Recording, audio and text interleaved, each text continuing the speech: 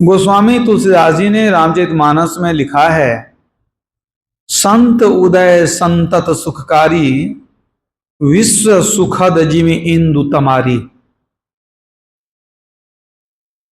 जैसे सूर्य और चंद्रमा का उदय होना संसार के लिए मंगलकारी है, उसी तरह संतों का अवतरित होना जगत के कल्याण के लिए होता है। जैसे सूर्य चंद्रमा से पूरे संसार को लाभ होता है, उसी तरह संत जन जब अवतरित होते हैं तो जीव मात्र के कल्याण के लिए वो प्रयत्न करते हैं। विश्व उपकार हित व्यग्रचित सर्वदा, उनका चित्त हमेशा समूचे विश्व के उपकार के लिए व्यग्र रहता है। सामान्य जन जब कोई कर्म करते हैं तो सुख की अभिलाषा से प्रेरित होकर के कि हमको सुख मिलेगा इसलिए ये काम करते हैं, या हमारे दुख की निवृत्ति होगी। लेकिन संतों का जो क्रियाकलाप है वह दूसरों को सुख देने के लिए होता है, दूसरे के दुख को दूर करने के लिए वे सतत प्रयत्नशील रहते हैं। इसलिए तुलसीदास जी लिखते हैं, पर उपकार वचन मन काया, संत सहज स्वभाव खगराया। हे पक्षीराज, कागभूषुंडी जी की वाणी है, संतों का ये सहज स्वभाव है, स्वाभाविक रूप से उनकी आदत है क्या, दूसरे का उपकार करना, जीव मात्र का उपकार करना। इसलिए संत से बढ़कर के हमारे लिए इस संसार में कोई हितैषी हो ही नहीं सकते। माता पिता भी उतने हितैषी नहीं हो सकते जितने कि एक संत हमारे लिए हितैषी होते हैं। माता पिता को भी कुछ न कुछ स्वार्थ होता है, लेकिन जो सच्चे संत होते हैं उनके हृदय में स्वार्थ नहीं होता है, वे परमार्थ के प्रतिरूप होते हैं, परम अर्थ के लिए ही उनका जीवन समर्पित होता है। इसलिए जितने भी महापुरुष हुए सबने कहा संतों का संग करो। भगवान श्री राम ने कहा प्रथम भगति संतन कर संगा। सब कहते हैं संतों का संग करो, लेकिन कब करो? लोग पूरे जीवन को संसार के विषय भोग में बिता देते हैं, जीवन को कुसंग में बिता देते हैं, और जब थोड़ा समय बचता है, बुढ़ापा आ जाती है, तब चले जाते हैं संतों के शरण में। तब क्या होगा? जब शरीर में शक्ति नहीं, मानसिक अवस्था भी ठीक नहीं रहती है, उस समय हम संतों के शरण में जाकर क्या ज्ञान ग्रहण करेंगे? जीवन भर तो आप कुसंग कर लिए, कुछ दिन के सत्संग से आपको कितना लाभ होगा? इसलिए जितना शीघ्र हो उतना शीघ्र संतों के शरण में जाना चाहिए, सत्संग कर लेना चाहिए। जीवन का कोई ठिकाना नहीं है, तो इंतजार किस बात की? अगर कोई शुरुआती जीवन में ही संतों के शरण में चले जाता है तो उस पर उसका जो है ना विशेष लाभ मिलता है। उसके जीवन में आमूलचूल परिवर्तन हो जाता है। कोई छोटी उम्र में अगर संतों के शरण में चले जाए तो संतों के संग का रंग आसानी से लग जाता है। लेकिन जिनका अपना स्वभाव ही परिपक्व हो गया है, जिनकी आदत एकदम दृढ़ हो गई है, बुरी बुरी आदतें लग गई है, वो आसानी से संतों के संग में भी सुधरते नहीं हैं। हालांकि लाभ तो जरूर होगा, कहते हैं जब जागे तभी सवेरा। अगर पहले से संतों के शरण में नहीं गए तो बाद में जाना चाहिए। लेकिन अहोभाग्य है उस व्यक्ति का जो छोटी उम्र से ही संतों के शरण में जाता है, उनके ज्ञान को सुनता है, सुन करके गुनता भी है और ग्रहण भी करता है, माने संतों के ज्ञान को जीवन में उतारता है। तो लाभ क्या होगा? संत शरण जो जन पड़ा, सोजन उधरन हार। संत की निंदा नानका, बहुरी बहुरी अवतार। जो संतों का विरोध करते हैं, संतों की निंदा करते हैं, वे आवागमन के चक्र में घूमते हैं, गुरु नानक देव जी महाराज कहते हैं। और जो संतों का शरण ग्रहण कर लेते हैं, उनका उद्धार होता है, यानी वो मोक्ष में जाते हैं।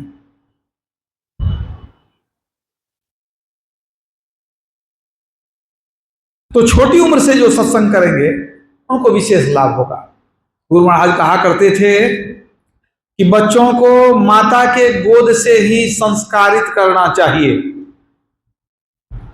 जब बहुत छोटा है बच्चा, मां के गोद में है, तभी से उसको अच्छा संस्कार देना चाहिए। फिर गुरु महाराज ने यह भी कहा कि यदि संभव हो तो माता के गर्भ से ही बच्चे को अच्छा संस्कार देना चाहिए। साउंड कम करो, सीटी बजती है। तो माता के गर्भ से अच्छा संस्कार कैसे दिया जाए? जब बच्चा माता के गर्भ में रहे, उस समय माता पिता को सदाचारी होना चाहिए। देखिए, माता का तो असर पड़ता ही है बच्चे के ऊपर, जो गर्भ में बच्चा है, लेकिन गर्भ में पड़ा हुआ बच्चा बाहर की आवाज को भी सुनता है, समझता है। तो माता किस परिवेश में है, उसका भी असर पड़ता है। तो माता के पास पिता भी हमेशा रहते हैं, पिता भी सात्विक विचार के होंगे तो उनका भी असर पड़ेगा। तो गुरु महाराज के कहने का तात्पर्य था कि जब बच्चा मां के गर्भ में रहे, उसी समय से माता को सदाचारिणी होना चाहिए, धर्मनिष्ठ होना चाहिए, भक्ति करनी चाहिए, सुमिरन भजन करना चाहिए, धर्मशास्त्रों का पठन पाठन करना चाहिए। तो इससे क्या होगा? माता भी सुसंस्कृत होगी और गर्भ में जो बच्चा है उस पर भी असर पड़ेगा, निश्चित रूप से असर पड़ता है। आप जानते हैं, अभिमन्यु माता के गर्भ में ही बहुत कुछ सीख लिया था। और जब बच्चा बिगड़ जाए, मतलब बड़ा हो जाए, बिगड़ जाए, उसको जबरदस्ती समझाइएगा, नहीं समझेगा। यूनान में एक महात्मा हुए सुकरात, दार्शनिक भी थे, विद्वान भी थे। वो बच्चों को निःशुल्क शिक्षा दान करते थे। एक बार एक बुढ़िया आई अपने पोता को लेकर के कि महाराज, हम चाहते हैं कि इसको आप शिक्षा दीजिए, ज्ञान दीजिए। महात्मा सुकरात ने पूछा कि पहले भी कुछ सिखा है कि नहीं? पहले पढ़ता था। कहाँ? पहले दूसरे जगह पढ़ता था। तो कहा तो वहीं रहने देती, तब यहाँ क्यों लाई है? उसने कहा नहीं, आपका ज्ञान बहुत ऊंचा है, बहुत सात्विक ज्ञान है, इसीलिए हमने सोचा कि नहीं, आपका विशेष ज्ञान है तो आपसे ही इसको पढ़वाया जाए। महात्मा सुकरात ने कहा कि तुमको इसके लिए कुछ मूल्य चुकाना पड़ेगा। बुढ़िया ने कहा कि आप तो पढ़ाने का कोई पैसा नहीं लेते हैं, मूल्य नहीं लेते हैं। महात्मा सुकरात ने कहा तो मैं पढ़ाने का पैसा नहीं मांग रहा हूं। तब कहा तो फिर क्यों मांग रहे हैं आपकी, कुछ पैसा दीजिए। कहा नहीं नहीं, मैं पढ़ाने का पैसा नहीं मांग रहा हूं, ये दूसरे जगह क्या उल जलूल सीख के आया है, उसको भुलाने के लिए पैसा मांग रहा हूं। पढ़ाने के लिए तुमको मूल्य नहीं चुकाना है। ये जो क्या पढ़ के आ गया है, उसका दिमाग खाली करने में हमारा दिमाग खाली हो जाएगा। जो पहले सीख लिया है उसको दिमाग से हटाना आसान नहीं होता है, तो उसको भुलाने में हमको बहुत मेहनत करना पड़ेगा, इसलिए तुमको पैसा चुकाना पड़ेगा। क्या मतलब हुआ? सादा कागज आप लेके आइए, उस पर कुछ लिखा जा सकता है। यदि पहले से उस पूरे कागज पर लिख दिया गया है, दोबारा उस पर लिखना संभव होगा? पहले लिखा हुआ को मिटाइए, फिर नया उस पर लिखिए। समस्या है। तो उनके समझ में आई कि यदि बच्चा कोरा ही आता तो हम जो सिखाते सीख लेता। अभी सीख करके आया है, क्या सीख के आया है पता नहीं। हम कहेंगे कुछ, ये कहेगा कुछ, कहेगा ऐसे नहीं ऐसे होता है। हमारी तो परेशानी बढ़ गई। तो कहने का मतलब यही है कि जब बच्चा कोरा होता है उस समय उसके हृदय पर जल्दी से ज्ञान का छाप पड़ जाता है। आचार्य अगर पवित्र हो, सदाचारी हो, ज्ञानी हो, तो वह अपना आदर्श मान करके उनके गुणों को अपने अंदर धारण करने लग जाता है। बचपन में ये सीखने की प्रवृत्ति विशेष होती है। कोई बहुत छोटा बच्चा है 2 साल का, उसको एक अंग्रेज परिवार में रख दीजिए तो 1 साल के अंदर अंग्रेजी बोलने लग जाएगा। और किसी बूढ़े को ले जाइए 1 साल रख दीजिए तो अंग्रेजी बोलना शुरू करेगा, उसके लिए सीखना मुश्किल हो जाएगा। क्यों भाई? बच्चे में नकल करने की प्रवृत्ति होती है, सीखने की प्रवृत्ति होती है। कच्ची मिट्टी से जैसा भी मूर्ति बना सकते हैं आप, मिट्टी को एक बार आग में पका दीजिए तो उससे कुछ बनने वाला नहीं है। वही बात है। तो हम लोग सत्संग करते हैं, बड़ी अच्छी बात है, लेकिन छोटे बच्चों को, नई उम्र के युवकों को सत्संग में अगर लाएंगे, ये जो सीखेंगे, तो इनको बहुत विशेष लाभ होगा। एक बार भटक जाए तो सही रास्ते पर लाना बहुत मुश्किल होता है। तब ये भी बात है कि जब मौका मिल जाए, जब सत्संग के महत्व को जान जाए, तभी से अगर प्रेम पूर्वक, श्रद्धा पूर्वक अगर सत्संग करते रहें तो रसरी आवत जात ते सिल पर परत निशान। पुराने जमाने में कुएं पर पानी भरती थी माताएं, पुरुष लोग भी भरते थे। तो जो जूट की डोरी होती है उसमें बाल्टी बांध करके पानी खींचा जाता था, और खींचते खींचते वो पत्थर का जो कुआं है वो भी कट जाता था। मेरे दरवाजे पर भी पुराने जमाने का एक कुआं है, अभी भी है, हमारे दादाजी ने बनवाया था। वो कट जाता था, रस्सी खींचते खींचते रस्सी से पत्थर कट जाता था। करत करत अभ्यास ते जड़मती होत सुजान, रसरी आवत जात ते सिल पर परत निशान। जब पत्थर कट सकता है तो हम लोग तो पत्थर नहीं है, लेकिन अभ्यास करते रहेंगे तब लाभ होगा। सत्संग में क्या बताया जाता है? सदाचार का पालन और ईश्वर की भक्ति, यही बतलाया जाता है। इन सब के द्वारा क्या प्राप्त होगा, किस उद्देश्य की पूर्ति होगी? उद्देश्य है मोक्ष को पाना, मुक्ति को पाना, जन्म मरण से छूट जाना। तो जन्म मरण से छूट जाने के लिए यही उपाय है कि सदाचार का पालन करें, एक ईश्वर की भक्ति करें। संत लोग यही बतलाते हैं। भले शुरू में और भी कुछ बतलाते हैं, बहुत तरह की बातें हैं, लेकिन मूल साधना जो है वो सार साधना है, जप और ध्यान, यही असली भक्ति है।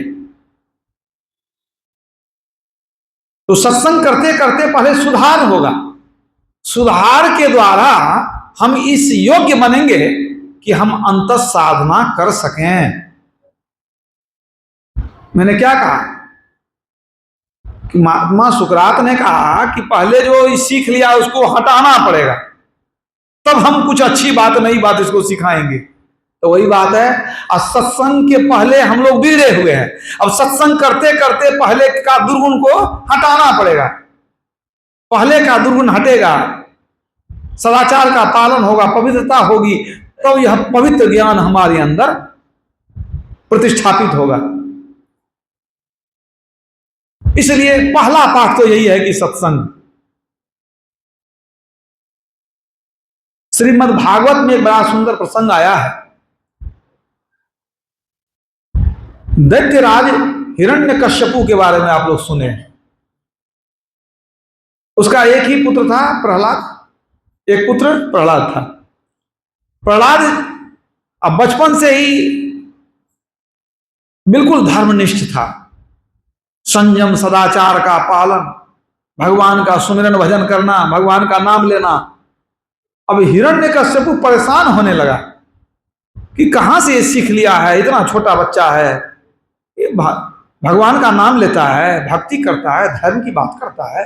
हम तो दैत्यराज हैं, हमारे कुल खानदान का कुछ दूसरा ही रिवाज है, ये तो गलत रास्ते पर चल निकला है, ये तो लगता है बिगड़ गया है। तो उनके मन में हुआ कि शायद ये कुसंग में पड़ करके बिगड़ गया है, अब इसको सुधारना पड़ेगा। लगता है इसको कुछ गलत ढंग से समझा दिया गया है, कुछ कुसंग का असर पड़ गया है।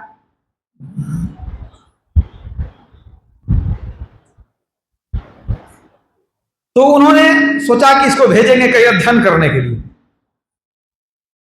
अध्ययन करने के लिए कहां भेजा जाए? तो दानवों के गुरु थे शुक्राचार्य। तो शुक्राचार्य के दो पुत्र थे, शंड और अमर्क। ये दोनों भी अपना एक गुरुकुल खोल करके रखे थे, आश्रम, और दैत्यों के बच्चों को वो ज्ञान दिया करते थे। इनके पिताजी भी दैत्यराज के गुरु थे। तो हिरण्यकश्यपु ने सोचा कि हम अपने बेटे को इन्हीं दो आचार्य के आश्रम में छोड़ देते हैं, शंड और अमर्क। वही इनको सही ज्ञान देगा। लेकर के गए हिरण्यकश्यपु, कह दिया कि देखिए हम तो दैत्यराज हैं, ये हमारा राजकुमार है, जब हमारी परंपरा को ज्ञान को नहीं सीखेगा तो आगे कैसे चलाएगा राजकाज को। तो दैत्य वंश के अनुकूल इनको जो है ज्ञान दीजिए, राजनीति का ज्ञान दीजिए, दंड नीति का ज्ञान दीजिए, अर्थनीति का ज्ञान दीजिए, दैत्यों का क्या स्वभाव होना चाहिए उसका ज्ञान दीजिए। ले जाके छोड़ दिया उनके आश्रम में। और तो दैत्यों के ही गुरु थे, दैत्य के बच्चों को पढ़ाते थे। तो वहां तो भगवान की भक्ति तो बताएंगे नहीं, वो तो कुछ उल्टी ही बात बताते थे। तो प्रहलाद सुनता था, मेधा शक्ति बहुत थी, सीख जाता था, जो सिखाया सीख गया, याद भी है, लेकिन उसको इस पढ़ाई में मन नहीं लगता था। मतलब इस ज्ञान के प्रति उसकी रुचि नहीं थी। और ये जो दोनों आचार्य थे, इनके प्रति भी मन में श्रद्धा नहीं थी। ये तो कुछ और ही बताते हैं, हम तो कुछ और सीखे। तो इनको उतना मन लगता नहीं था, लेकिन फिर भी सबको दिखाने के लिए जो बताते थे वो सीख जाते थे, प्रहलाद भी। और जब आचार्य अपना पढ़ाई करके पढ़ा देते थे, अपने काम में लग जाते थे, तो प्रहलाद क्या करता था, सभी बच्चों को बुलाता था अपने पास। ये तो दैत्य राज का पुत्र राजकुमार हुआ ना, प्रहलाद राजकुमार था, तो राजकुमार के प्रति सभी बच्चों में आकर्षण होता है, तो बुलावे तो सब चले आए। इस सबको लेके चले जाइए एकांत में बैठ करके, आप फिर अपना पाठ अलग में पढ़ाना शुरू करें कि देखो सत्य क्या है, सत्य की महिमा, अहिंसा, सदाचार, संयम, धर्म का पालन, ईश्वर की महिमा, सुमिरन भजन। अब ये सब सिखाने लगता था। तो बच्चों को बच्चों से मेल हो जाता है, तो प्रेम से सिखाता था, तो अब सीखने लग जाए। अब ये अलग ही अपना जो है सो क्लास अपना चलाने लगा, अपना ज्ञान देने लग गया। वो दो गुरु सिखावे कुछ है, ये और सिखावे कुछ। तो बच्चे लोग एक दिन पूछते हैं प्रहलाद से कि आप तो हम ही लोग की उम्र के हैं, आप ये सब ज्ञान सीखे कहां? आप भी तो दैत्य के पुत्र हैं, हम लोग भी दैत्य के पुत्र हैं, तो हम लोगों के घर में तो ये सब ज्ञान मिलता नहीं है, आप ये सब कहां से सीखे? ये सत्य, अहिंसा, संयम, सदाचार, धर्म, सुमिरन भजन, ये सब कहां से सीखे आप? तो कहा इसके पीछे लंबी कहानी है। कहा नहीं, हम बताइए ना क्या बात है। कहा ठीक है, एक दिन तुमको यही बताएंगे। तो दूसरे दिन जब मौका मिला, जब आचार्य लोग गए अपने काम में, ये सबको बैठा लिए प्रहलाद। अब बैठा करके उनको समझाने लगा प्रहलाद। ये लंबी इतिहास है, इसको सुनो कि हम कहां से सीखे। हमारे एक चाचा थे, हिरणाक्ष नाम था उनका। हिरणाक्ष जब शरीर त्याग दिए, मर गए, तो हमारे पिताजी हिरण्यकश्यपु ने सोचा कि अमर होने के लिए हमको तपस्या करना चाहिए, अमरत्व प्राप्त करना है। इसके लिए वो चले गए कहां? मंदराचल पर्वत पर। वहां एकांत में रह करके बहुत दिनों तक उन्होंने साधना शुरू किया, तपस्या शुरू किया। लंबे समय के लिए तपस्या करने लग गए। और जब देवताओं को पता चल गया कि हिरण्यकश्यपु जो चला गया है तपस्या करने, अभी वो यहां नहीं है, तो देवताओं में इनमें तो युद्ध चलते रहता था। सब देवता मिल करके इंद्र भगवान अपना सेना साज करके और दैत्यपुरी पर चढ़ाई कर दी। अब चढ़ाई कर दिए तो यहां तो दैत्यों के जो नायक थे, राजा, वही नहीं है। तो कुछ ही समय में दैत्य लोग जो है सो डर के भागने लग गए। देवताओं से युद्ध में ये लोग माने अपने क्षमता को प्रदर्शित नहीं कर सके, हारने लगे। तो सभी दैत्य लोग अपने पुत्र, पत्नी, धन संपत्ति को छोड़कर वहां से भाग गए दैत्यपुरी से। जब भाग गए तो सारे देवता मिलकर के वहां पर आधिपत्य अपना स्थापित कर लिए। दैत्यों के घर को उन लोगों ने लूट लिया, कितने घरों को आग भी लगा दिया और कितने को बंदी भी बना लिया। इंद्र भगवान जो है सो इंद्र भगवान आ गए हमारे राजभवन में। तो उस समय मैं नहीं था, हमारी माता थी कायाधु।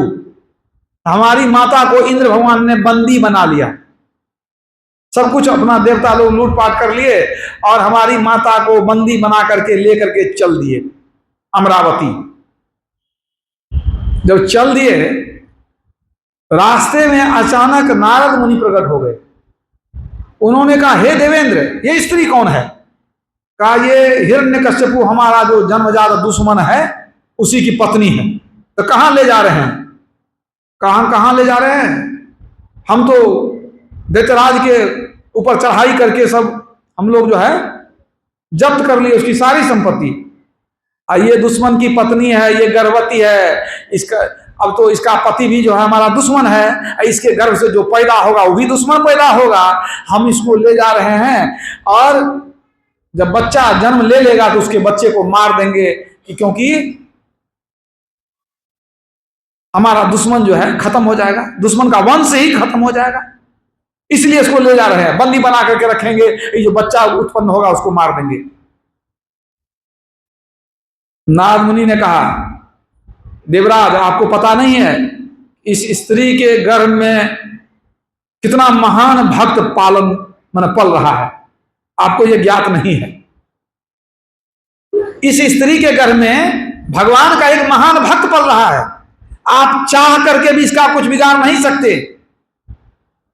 इसलिए अच्छा हो कि आप इसको छोड़ दीजिए। कहा, तो छोड़ दें तो क्या करें? कहा, हमको दे दीजिए, हमारे पास रहेगी, आप इसको छोड़ दीजिए। देवराज ने सोचा कि जब महर्षि नारद कर रहे हैं, कह रहे हैं इनके घर में भक्त है, कोई दुश्मन हमारा नहीं है, तो इस बात को स्वीकार कर लिए। ठीक है, एक वस्तु आप जैसा चाहते हैं वैसा ही होगा। तो प्रहलाद ने कहा कि मेरी माता को इंद्र भगवान ने छोड़ दिया था। नारद मुनि ने कहा कि देवी, तेरे पति तो अभी मंदराचल पर्वत पर जो तपस्या कर रहे हैं, और जब उनकी तपस्या पूरी होगी तब न लौट के आएंगे, और तब तक तू कहां रहेगी? तुम्हारे कुटिया में रहो, और जब तेरे पति लौट कर आ जाएं तब तुम अपने पति के साथ चले जाना, जहां भी जाना होगा, तब तक तुम हमारे यहां सुरक्षित हो। तो कयाधु के पास दूसरा कोई विकल्प भी नहीं था, उसकी माता के पास। तो कयाधु को नारद मुनि लेकर चले गए अपने आश्रम पर। वो आश्रम में रह करके वो सेवा भी करने लग गई। वहां जो ऋषि मुनि सब रहते थे सबकी सेवा भी करती थी, सत्संग भी सुनती थी, उपदेश भी सुनती थी और कुछ भक्ति भी करती थी। प्रहलाद ने कहा कि हम माता के गर्भ से ही हम सुना करते थे सत्संग, माता भी सुनती थी, हम भी सुनते थे। चूंकि मैं बहुत छोटा था, मां के गर्भ में था, तो मेरे पर ज्यादा असर हुआ और मेरा जन्म भी उसी आश्रम में हुआ, मेरा जन्म भी उसी आश्रम में हुआ। तो उस लड़कपन में मैं बचपन में जो ज्ञान सीखा तो साधु संतों के शरण में रह करके नारद मुनि के गोद में हमने इस ज्ञान को सीखा जो सिखलाते थे। इसीलिए बाल्यकाल में जो मैंने संतों से सीखा उसी का असर मेरे पास है, और मैं जो ये ज्ञान की बातें सुनाता हूं ये ऋषि मुनियों का दिया हुआ ज्ञान है। तो यह ज्ञान ऐसा अचल हो गया, कथा तो ही समाप्त हो गई।